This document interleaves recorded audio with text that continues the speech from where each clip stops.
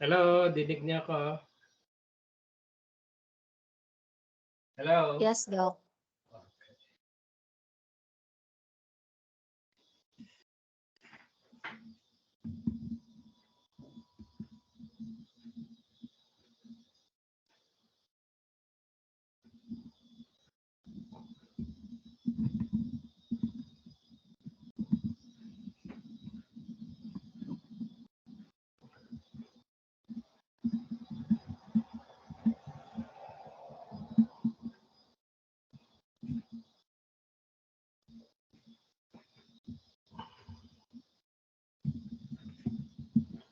So let's start. We have sexual assault, and the old term is rape.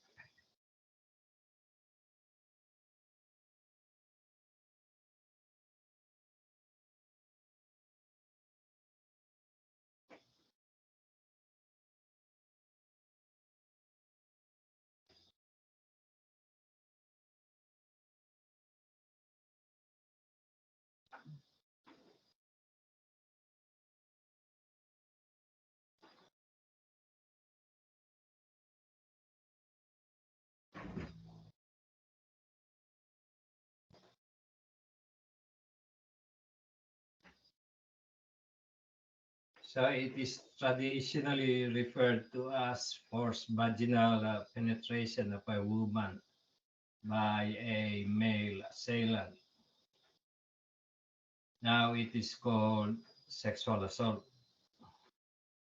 The legal definition of a criminal sexual assault is any genital, oral, anal penetration by part of the accused body or by an object using force or without the victim's consent.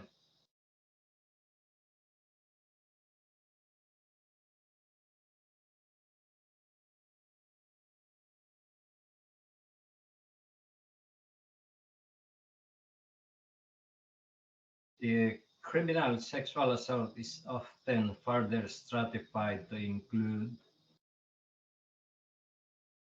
in modern times as acquaintance rape, date rape, statutory rape, child sexual abuse, and incest.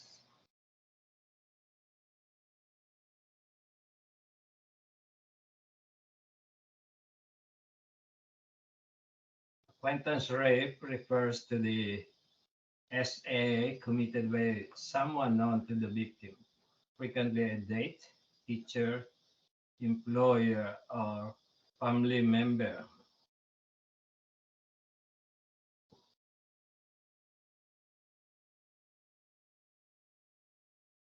Incest is the assailant or perpetrator is related to the victim, a family member, a legally barred from marriage individuals, step relatives, and parental figures living in the home.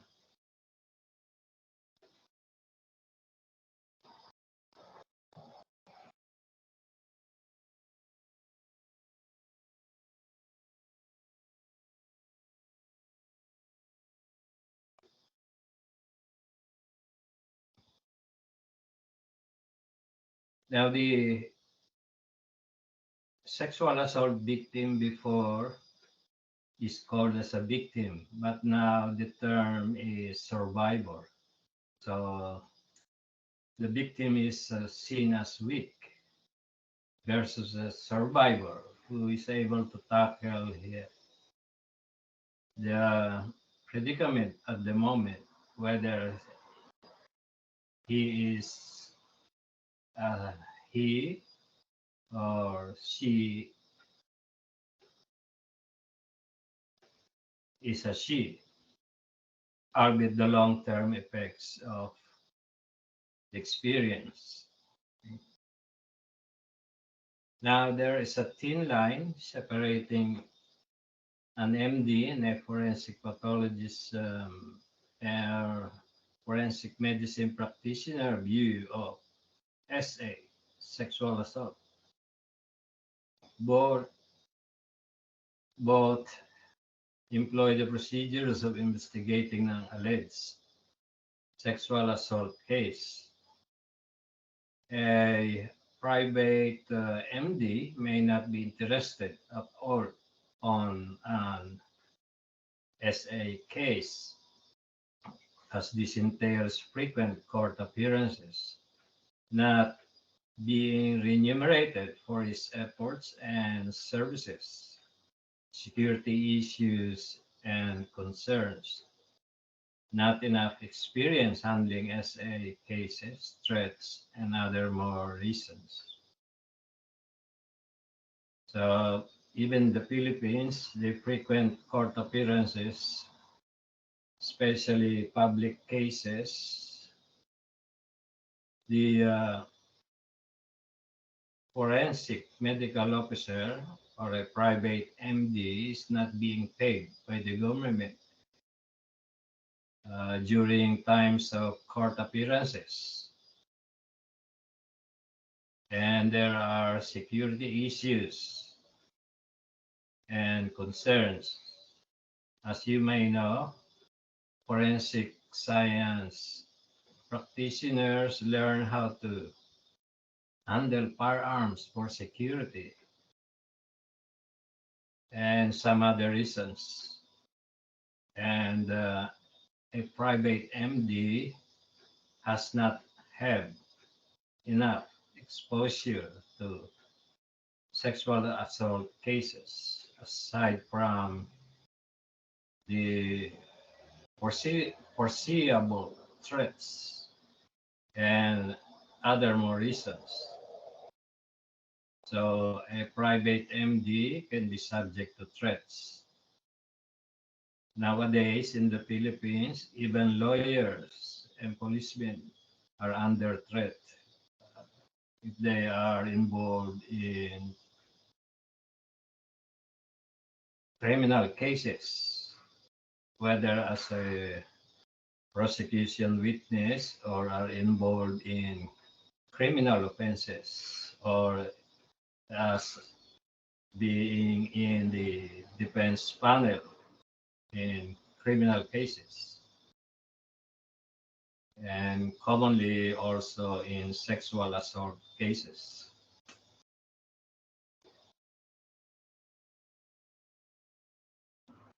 Now, special considerations. Before we do that, we'll go back to the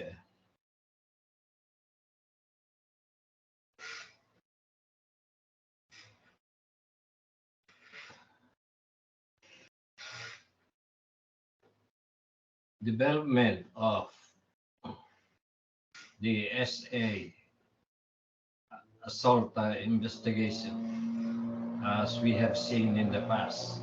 So, sexual assault is typically an issue not of a sexual motivation, but of power and control. The assailants display anger, violence, hostility, and aggression. Their power over the victim is more satisfying than the actual sexual assault. So the personality of the assailant comes into play during sexual assault encounters or incident.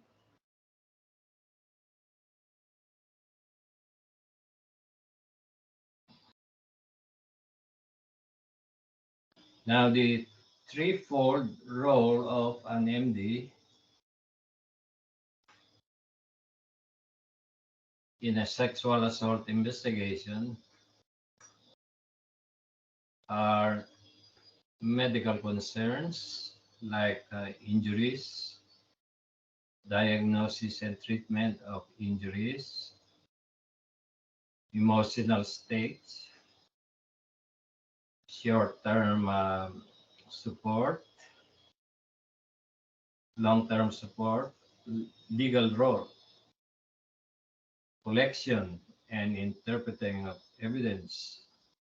Sometimes these three roles are in conflict, like some serious medical conditions may preclude the collection of specimens for legal purposes, especially during emergency situation wherein sexual assault victims are brought into emergency rooms wherein before evidences are collected regarding the sexual assault incidents are done. So the emergency doctor usually will deal with emergency or life-threatening condition of the sexual assault victim or survivor. Okay? So the sexual assault survivor may be able to survive the serious physical injuries related to sexual activity.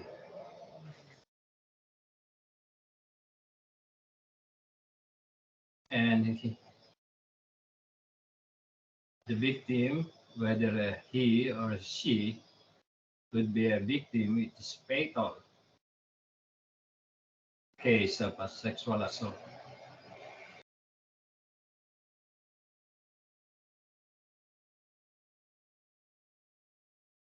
Now, in non-serious sexual assault incident or case, just like investigating, as in any case of criminal case, wherein you will have in the future, you need a history and you conduct the PE on the person. MX, the management as MX differs from the routine consultation. The emotional needs of the woman is paramount. Okay? The environment or the examination room should be quiet, private, and conducive for evidence collection and documenting, like sketching and photographing.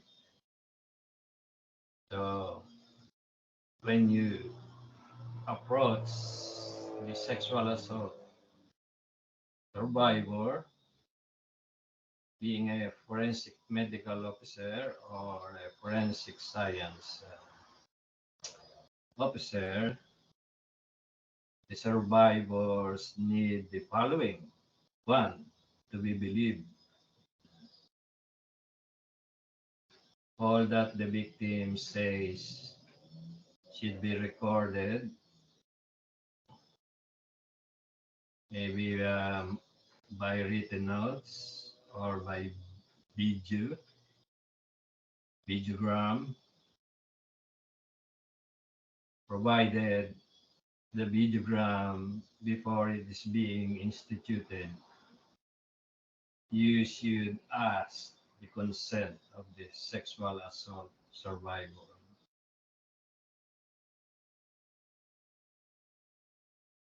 Next, the SAS, a sexual assault survivor, needs to be listened to. You just listen, do not say anything. And they said there should be a non-judgmental attitude from their doctor or forensic medical officer.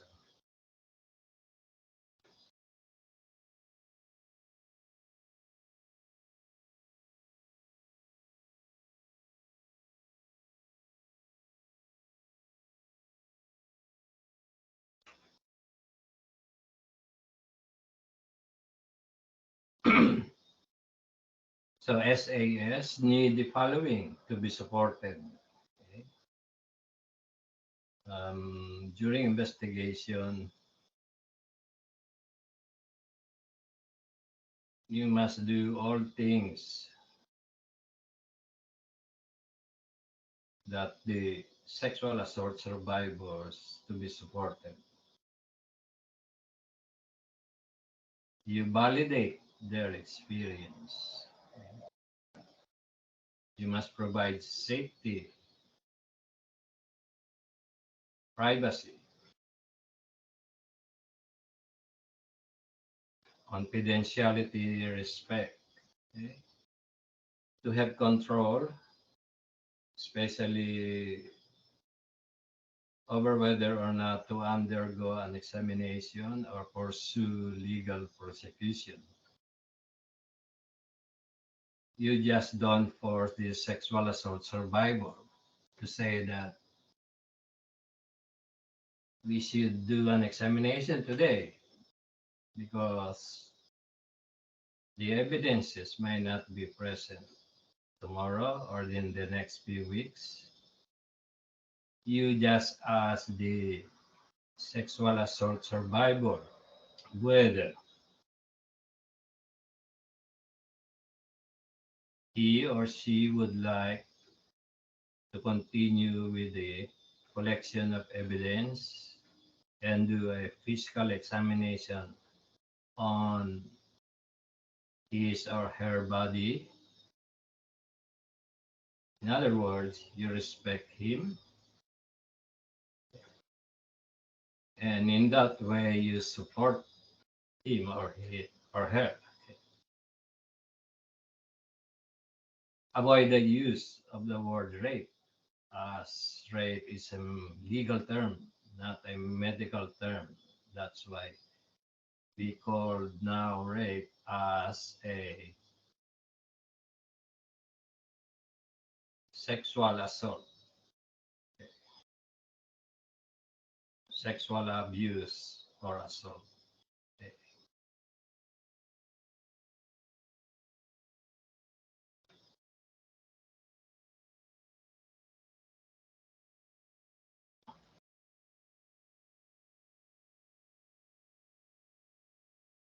So important items to be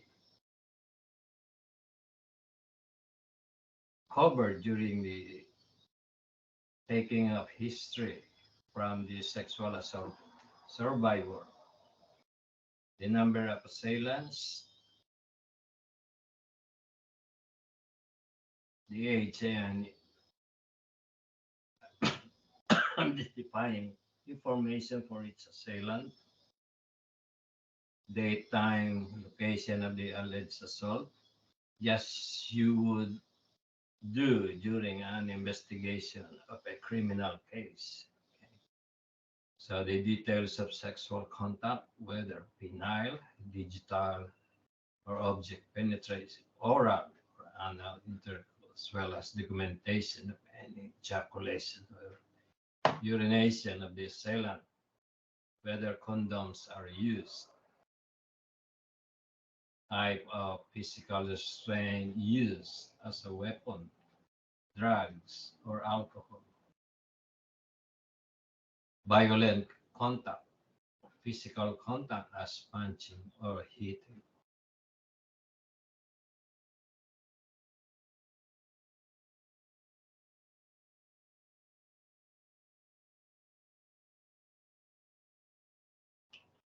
Activities of the victim after the assault, whether there was a changing of clothes, the legal, dodging, drinking, eating, dental hygiene, urination or defecation, and other sexual contact. So the changing of clothes would be hard on the forensic science officer to collect evidence if the clothes were changed and washed. and there was bathing. So you remove the physical evidence and make hardy collection of fluids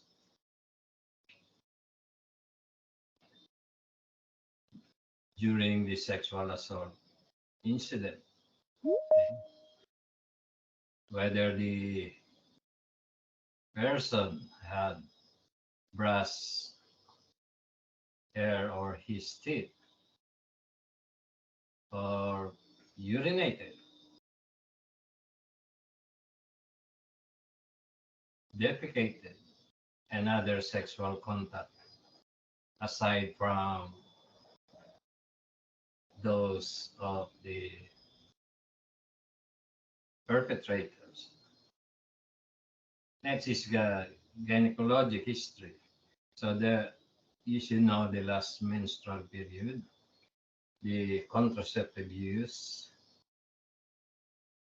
pregnancy history, the last consensual sexual encounter before or after the sexual assault incident, and any pelvic surgery or any infection, because the perpetrator might be having a sexually transmitted infection. If he does, say the perpetrator has a gonorrhea, and previously the victim has a gonorrhea also, so there would be difficulty determining the specimen collected, but the history and the medications taken by the survivor will reveal further if you dig deeper into the history of the infection. Then you should know or document the time of history taking and physical examination. So this physical examination involves genital examination, anal examination, and general body physical examination.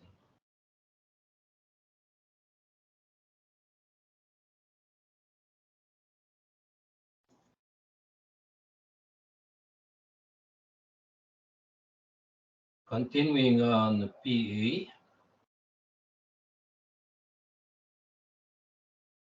usually they are very fearful. If they are not, maybe they are only making up of the sexual assault incident,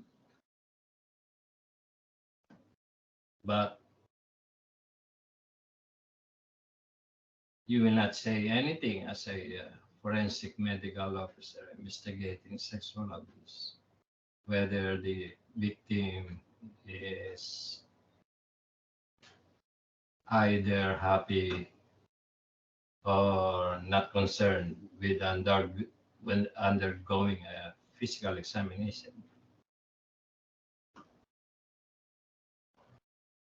Next, during the procedure, make her feel in control of the procedure. You ask her if you are ready for a internal genital examination after a general body physical examination. If she is not comfortable with that, she may decide to forego the examination, probably in a later time, say tomorrow, 2 days after, but tell her that we may miss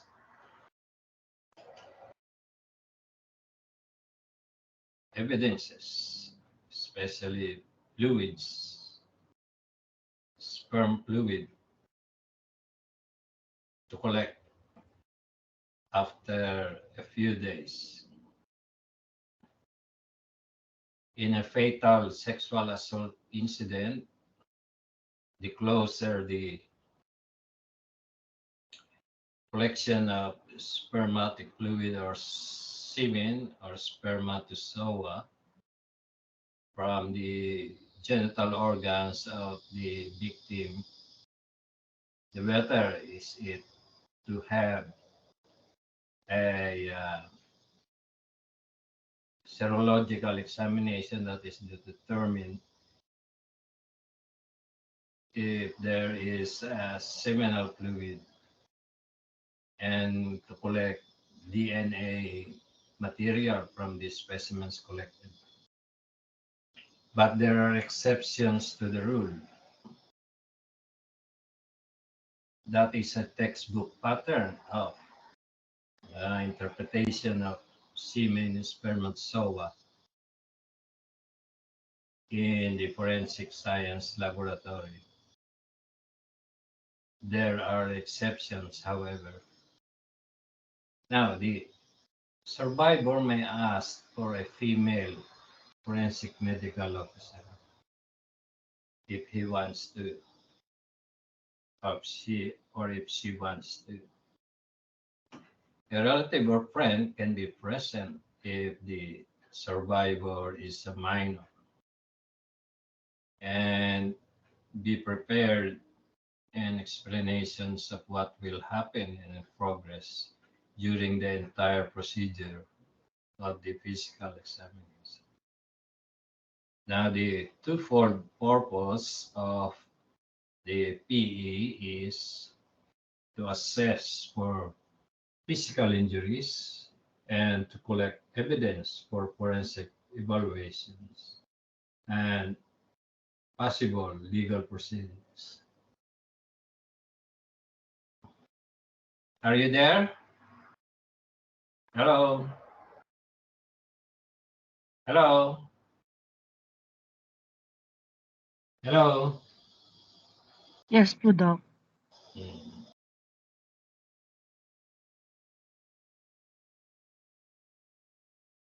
So, Yes po, PE Doc.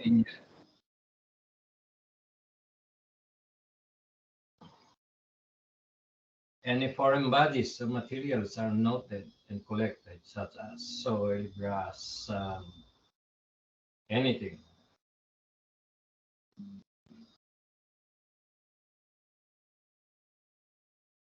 Then details of the scalp, ears, face, mouth, nose, eyes, cheeks, lips, tongue, throat, palate, and teeth. Any evidence of traumatic asphyxiation from choking may result in ruptured retinal vessels on fundoscopy. So, an ophthalmoscope may be needed for this. And an eye specialist may be used to examine the retinal vessels on fundoscopy. Then have a look for common signs of oral trauma, including a torn frenulum of the upper lip, broken teeth, torn lingual frenulum, contusions of the uvula, and hardened soft palate. Now, these areas will be one of your activities.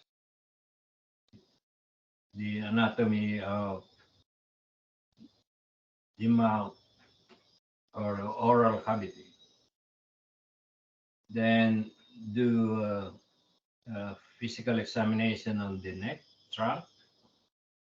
That includes the chest, breast, ribs, abdomen, upper limbs, cubital fossa. Yeah.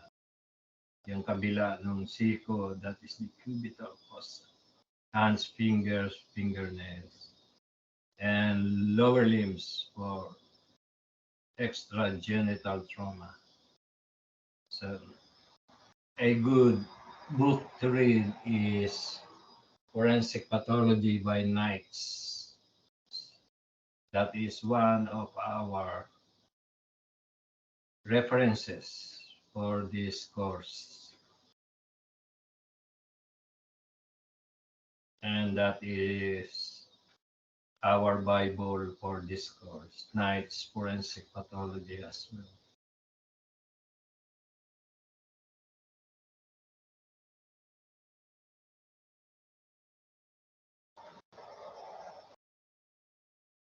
So continuing on the physical examination, we have the most common injured extragenital areas are the mouth, throat, wrist, arms, breast, and thighs.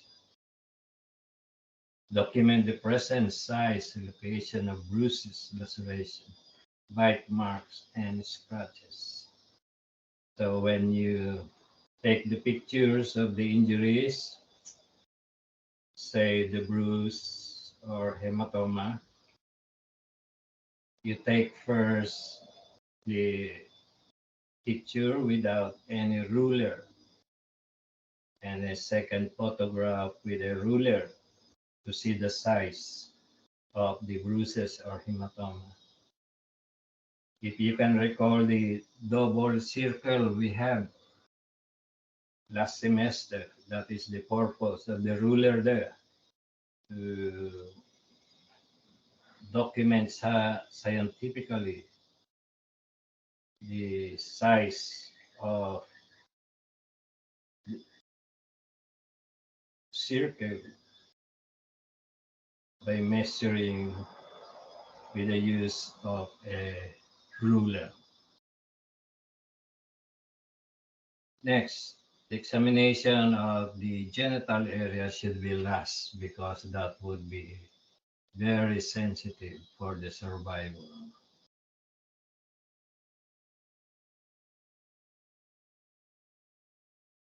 So build confidence in the victim and provide dignity. Okay. Dignity means you provide her with enough cover, like adequate clothing when examining the whole body to include the genitals. Now, in examination of the genital proper, you must inspect the pubic area. If there are no fluids there, or any dry fluid there, or any chemicals used during the sexual assault, the state of the vulva. And so, the state of the vulva, whether there were no injuries, there were injuries, there were hematoma, there were bruises, there were lacerations, and there were other injuries present on the vulva.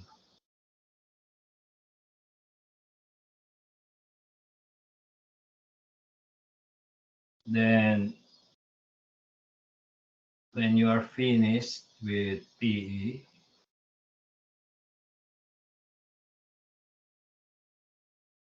you must take a history about the pre-existing medical conditions. Okay. The prescribed medications, any illicit drug use, and previous history of child abuse or sexual assault. Why prescribed medications? Well, some medication may make the survivor to be sleepy. That's why the perpetrator took advantage of the situation. The victim or survivor may be always sleepy and not always alert. And there is a history of illicit drug use, whether it's taking methamphetamine, shabu, ecstasy drugs, okay, alcohol, okay, any medications that can cause the victim or survivor to be not in a normal physical mental state. History of previous child abuse or sexual assault. If the victim or survivor has a previous history, because statistics, all the foreign statistics shows that a small percentage have history of sexual assault.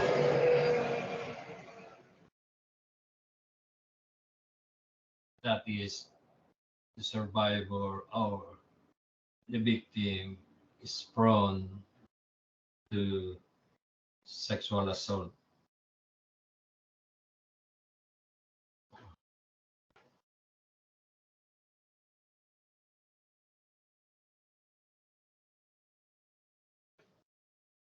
Next, so the history taking or the PE is not in a step-by-step procedure. Either you switch to PE, then take a little while of rest, do a PE, then do a history. Either one. That is, the procedure is not strictly followed like that. Okay?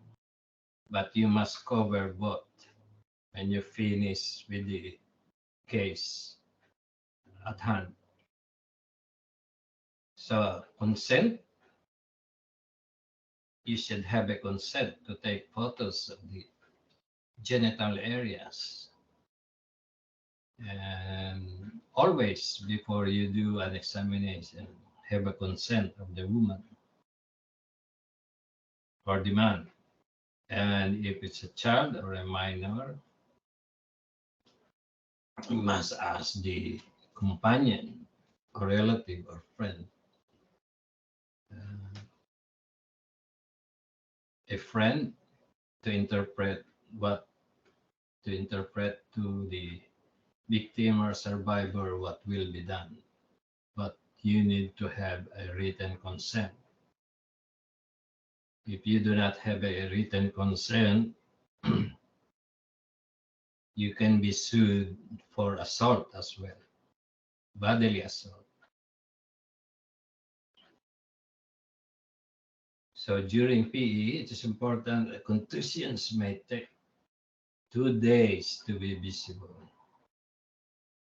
If the history shows that the victim or survivor responds or was Pan's advisor that the bruises or hematoma are not yet present, but should come back within 2 days to document more of the injuries. Then we have evidence collection. So what specimens are to be collected? So plain cotton swabs wet with a little tap water or NSS normal saline solution, then smeared on a clean dry glass slide. Both glass slide and swab are air dried. Then from your rules or evidence or collection of evidence in criminalistics, We go back to the basics of handling pieces of evidence and transport to the forensic laboratory. What we did at NBI, if we are very busy during an autopsy or during a live forensic genital examination at the office at night. We collect the specimens on the posterior fornix of the vagina or cervix using a swab,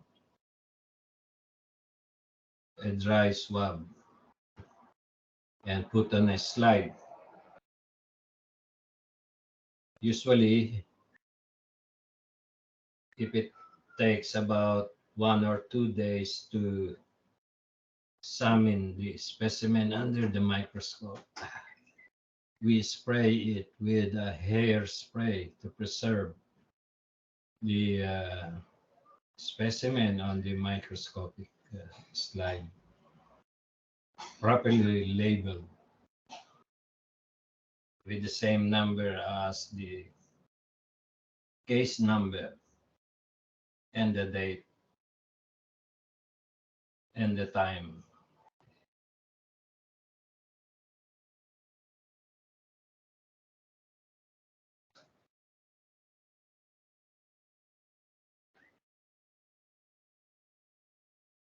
Okay, so the physical examination should cover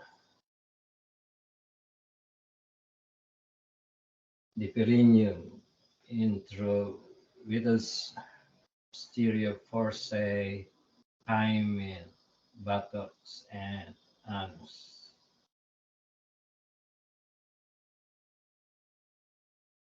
Speculum with warm water for lubrication only is used to visualize the vaginal wall cervix. SA may not cause any general injury, and important to remember that many women who have consensual sex can have small grazes or fissures at the posterior forceps.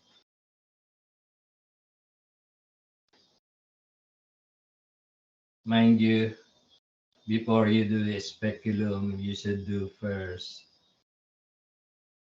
the cotton swab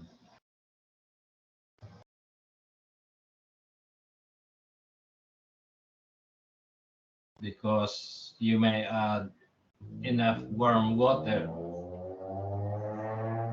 to dilute the seminal fluid or any fluids that is introduced into the vaginal wall.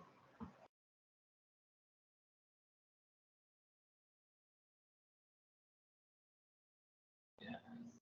So we have discussed this.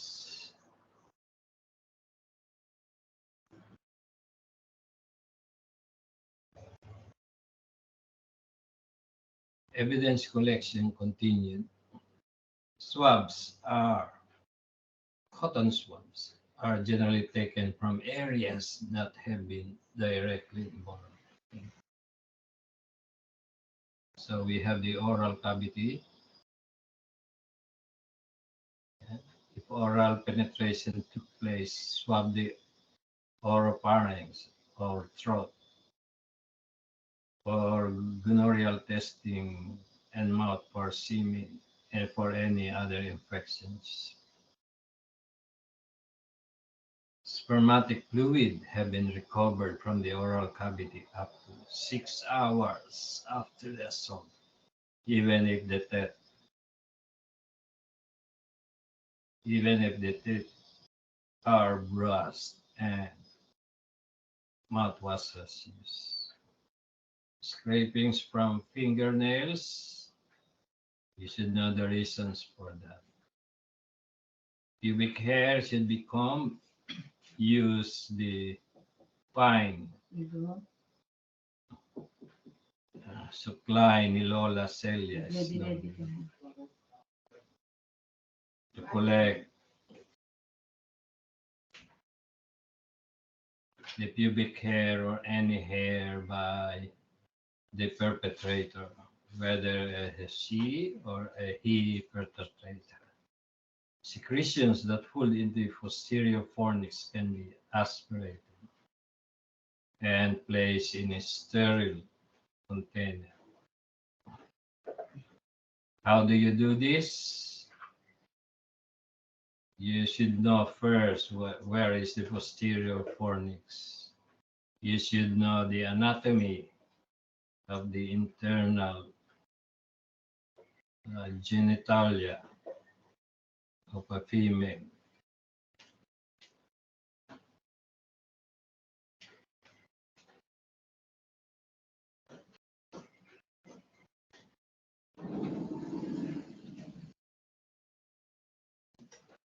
Now, having collected all the specimen and history taking completed or ongoing, you must deal with medical problems that can arise from sexual assault, sexual abuse, sexual transmitted diseases like chlamydia. You must do a cervical swab. Gonorrhea, cervical swab. Trichomonas, HIV serology. So you use blood for this, for hepatitis B and C. Syphilis serology. Pregnancy, blood tests.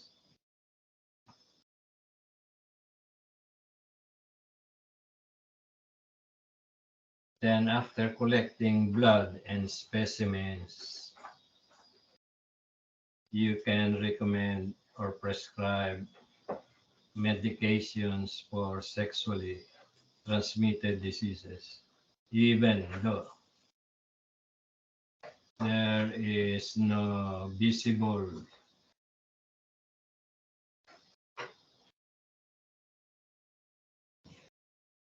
indications that chlamydia, gonorrhea, and trichomonas are present on the body of the survivor.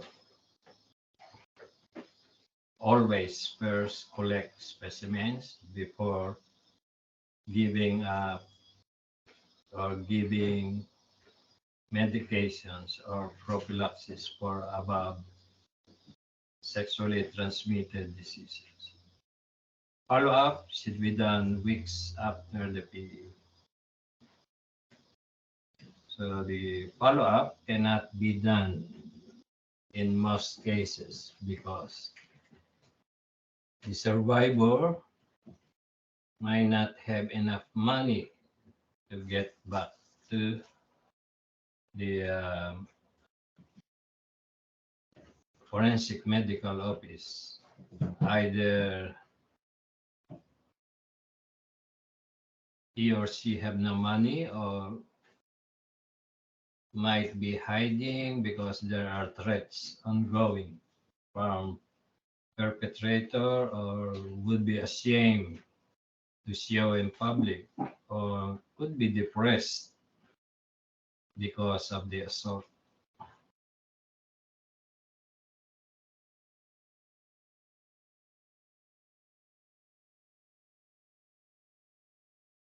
So the emergency contraception,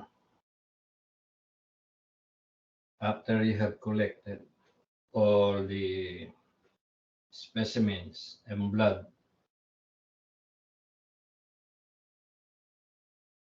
is offered to all women who were not using contraception at the time of sexual abuse.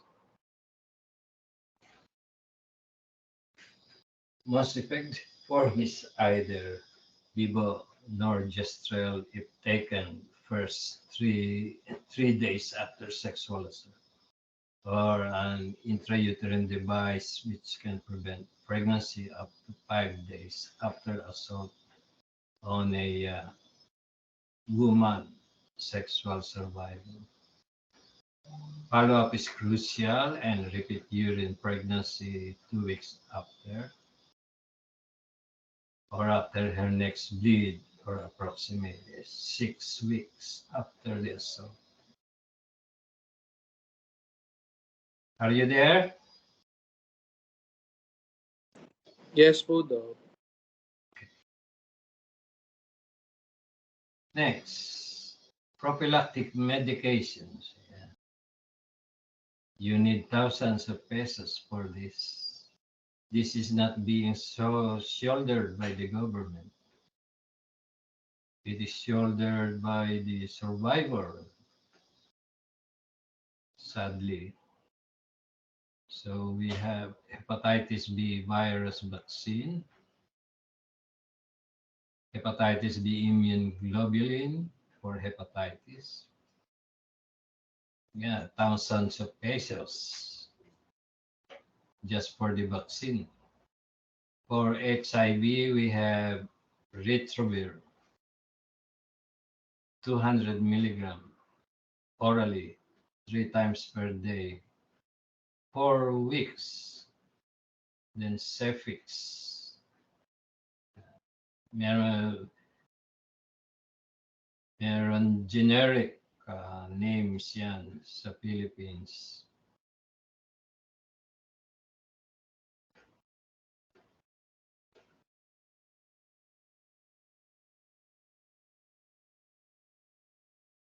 Next,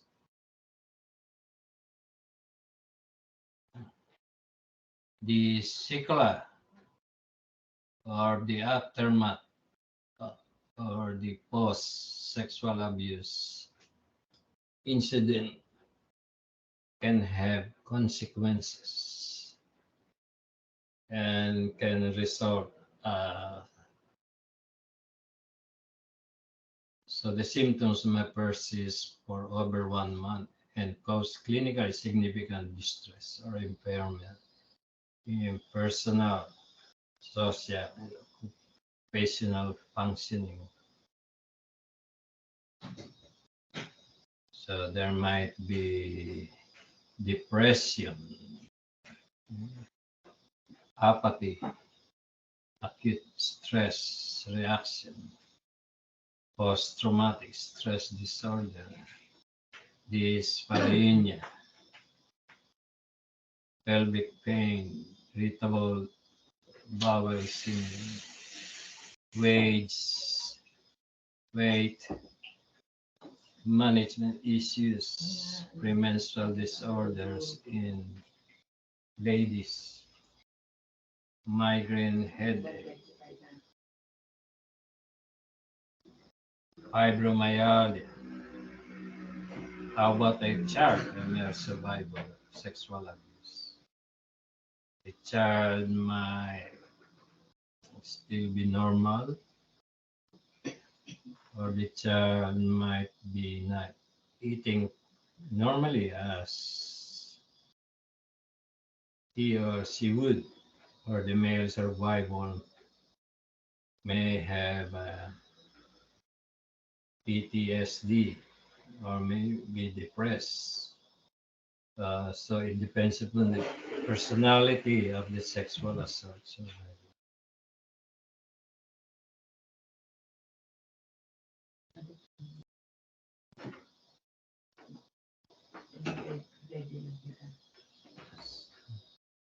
So in the female survivor or female victim in fatal sexual assault cases,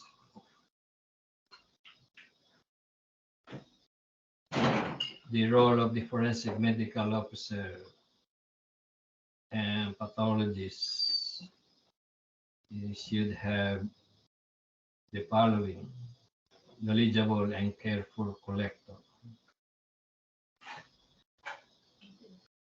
proper interpretation of the results, and conversant in the principles of the test. So their responsibility is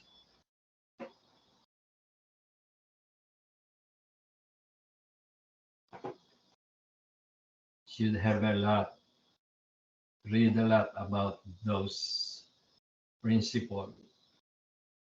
There must be a training interpretation of results.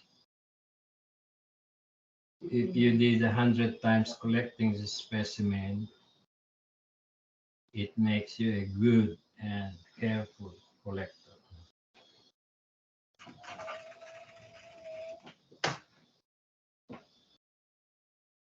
So under the microscope, you should know the morphology or appearance, how it appears under the microscope. It is the best evidence when present.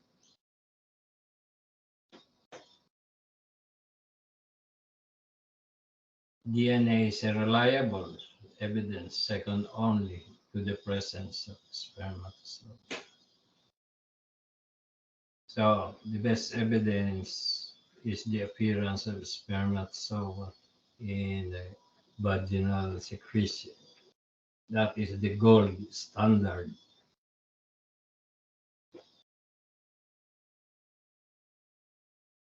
The appearance of the spermatozoons being singular, spermatozoas plural, should be embedded in your mind even with your eyes closed. If you had seen the appearance of a spermatozoon 100 times under the microscope, then you are a reliable observer and interpreter. Under the microscope, you should do scanning first of the specimen, then do 100 times magnification and oil immersion, and take a digital photo of the specimen under the microscope. A forensic science practitioner, like a medical technologist, do that or does that. But in my situation, when I see one, I take pictures under the microscope.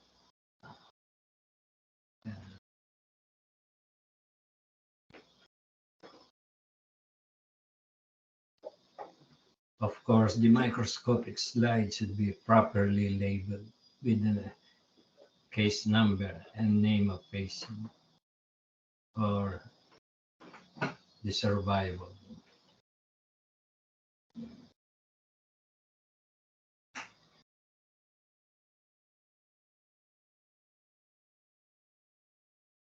Next, P30.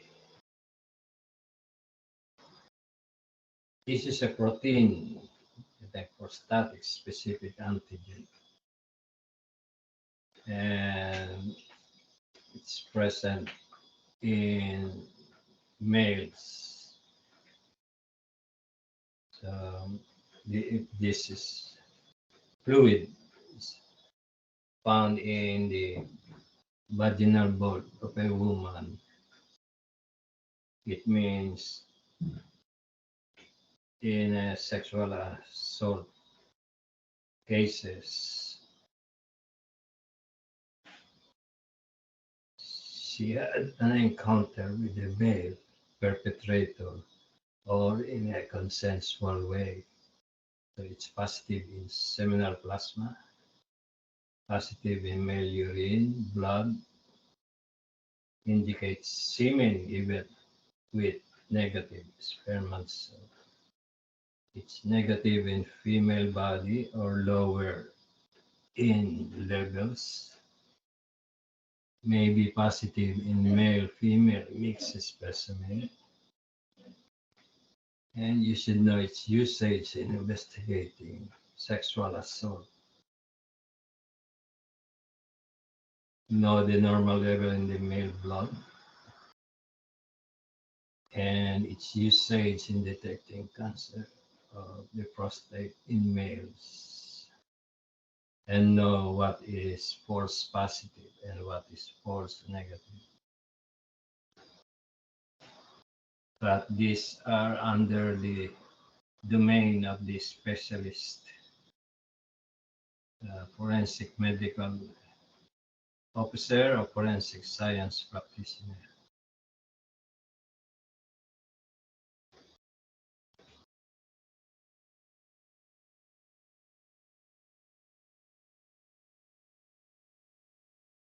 Next, the take-home message is that the role of an MD is to assess and treat all injuries, collect forensic evidence, identification and prevent sexually transmitted diseases, assist in preventing pregnancy,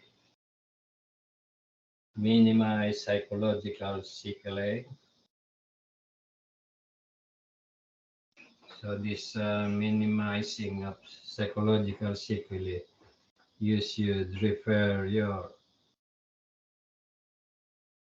survivor to a psychologist or a psychiatrist if she or he wants to acquire woman's consent and building up trust and confidence and paramount when doing forensic examining.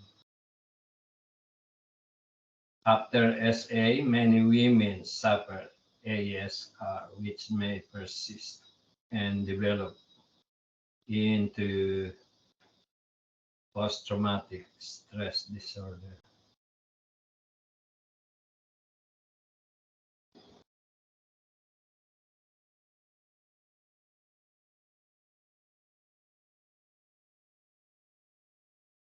Can you screenshot on this? Hello? Hello? Yes po. Hello po, Doc. Paki-screenshot. Tapos, ito pa.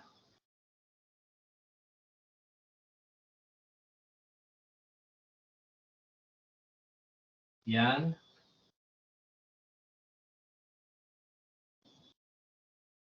Yan ang i-discuss natin next meeting at least. Next. Yan.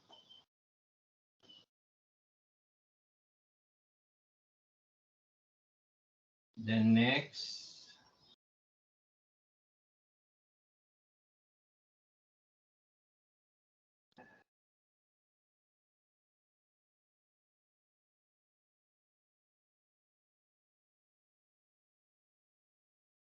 Anyway, I will send you a copy of this sample sexual assault reporting.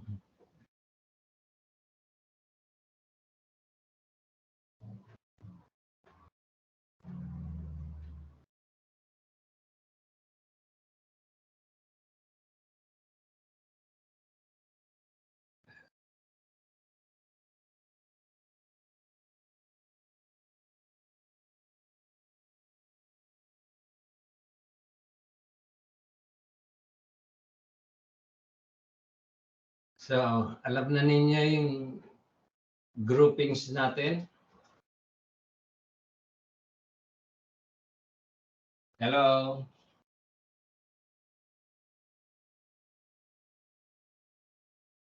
Doc, ano po yun? Yung groupings natin para sa next meeting, meron ng first reporter.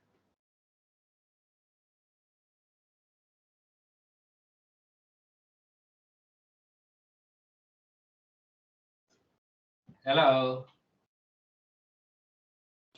Doc, kanina niyo po sinay. Nandun yata sa LMS natin. Yung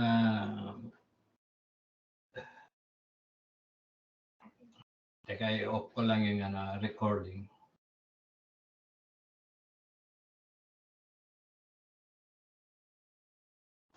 We'll check po, Doc, sa LMS. Ah.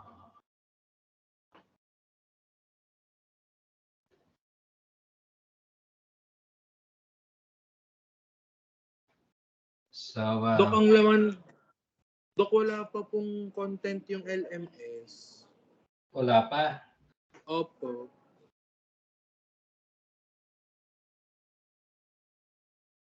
Di ba, send ko na lang sa inyo sa email. Sa isang email lang. Okay po, Doc. Thank you po. So, ilang kaya ang mag-enroll sa inyo lahat? Kung kulang yata ang population, baka ma-cancel yung klase niyo.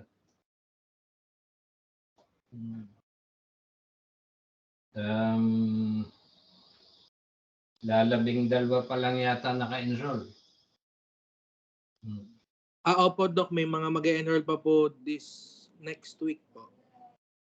Balak ba nilang mag-enroll pa? Opo, Doc. Dun sa part na yun.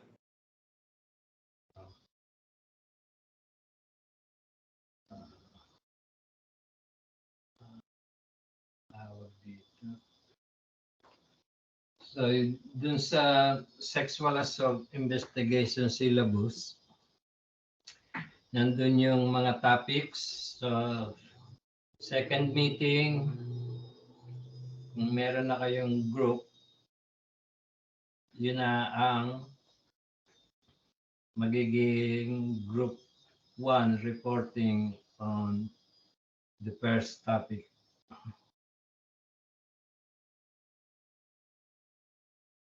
Okay na yun?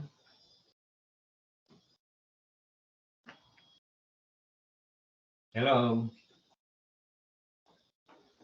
Yes po. Yes po, Doc. Meron naman transcript dito. Ewan ko kung na-record ko dito. First time ko ulit gumamit ng Microsoft Teams.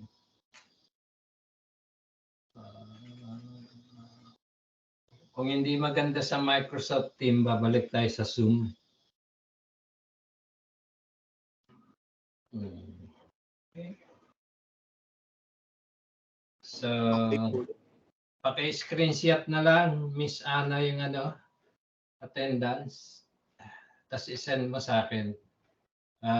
Ima-manual entry ko dun sa attendance niya.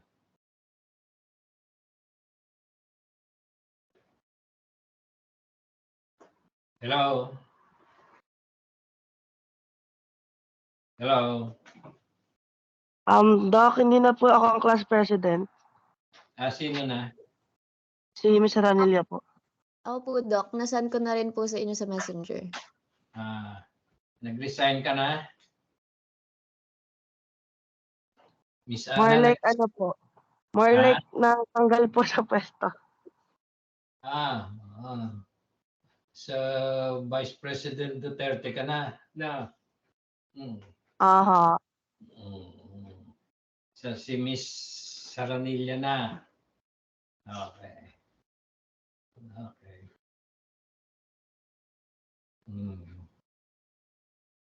Sige. Kung wala kayong question, ang ating Bible ay Knight's Forensic Pathology.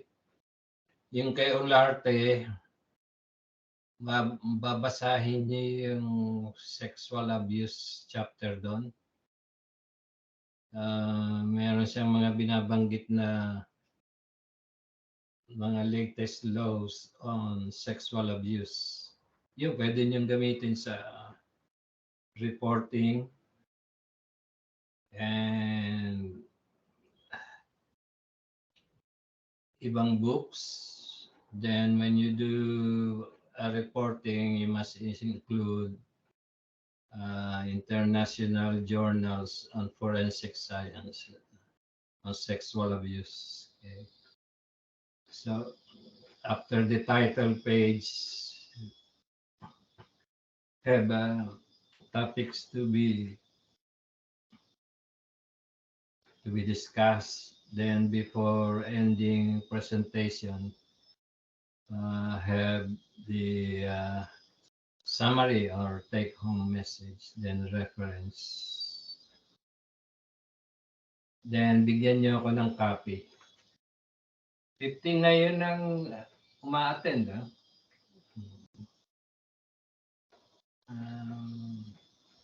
Sila Miss G, tsaka Miss Oda, hindi nakasali, no? Kasi na-take na nila yung sexual assault investigation. Yes po, Doc. Bali po, na-take na nga po nila to last year. So, yung iba nagpapa-enroll na lang. Pwede naman silang umattend dito kahit na hindi pa sila enrolled.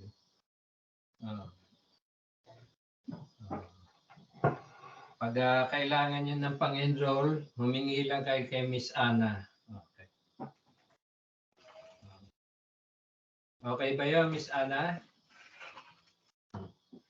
Mas marami nga po kayong pera, Doc. Wala, ano na eh. Marami nang umutang na estudyante. Kaya walang natira. Natira na lang sa akin perang hapon. Okay na for today?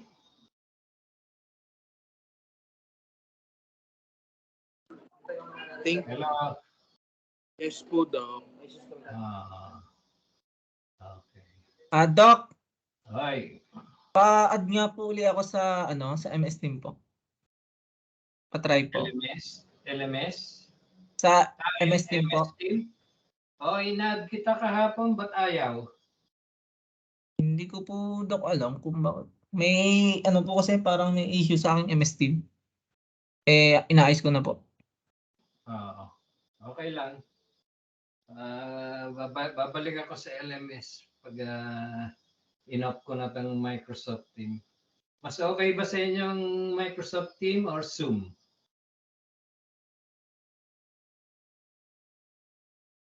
Mas okay po to, Doc, kasi po medyo mataklas. Wala si Doc. Medyo mataklas po sa data po yung Zoom. Talaga? Yun nga rin ang gusto ni Dean eh. MS Team. Tsaka mahal ang bayad ko sa Zoom eh.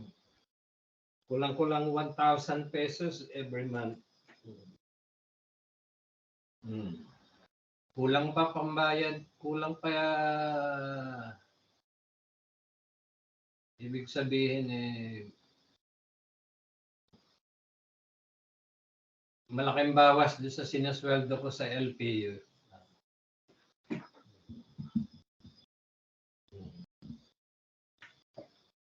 Kung pwede lang audio lang, mas mura. Si Miss Rachel, may question ka?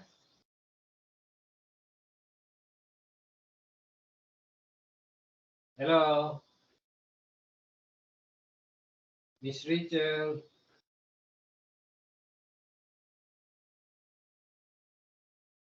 Wala sila. Miss Eliana, may question? Hello po, Doc. Wala naman po so far. Ang na lang po, problema na lang po ay pang-enroll. Sa inyo na lang po ako manghihiram. Ayaw nila tanggapin yung pera ko kasi perang hapon. Hindi po, Doc. Si Mr. Herbert, may question ba? None so far po, Doc. Hindi po. Wala? None so far po. Si Mr. Lord, walang question yan. Si Miss Dana.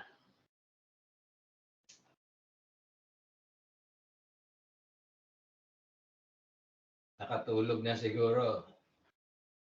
Si Miss Jade. Wala po, Doc. So far, wala pa naman po. Sino pa ba? Si Miss John, Erica. Wala naman po, Doc. Mukhang nasa papunta ka sa dosena niya.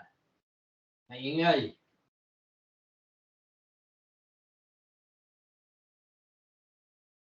Ano ba to? Si Miss Carol mag-enroll pa raw. O sige. Meron pa akong klase maya-maya. Ayusin ko pa rin yun. If you have no more Sige po, questions. Doc. Oh, Po. okay, thank you. Thank you po, Doc. Sige. Doc, thank you po. Thank you you, po. Mr. Herbert. Thank you po. Sige.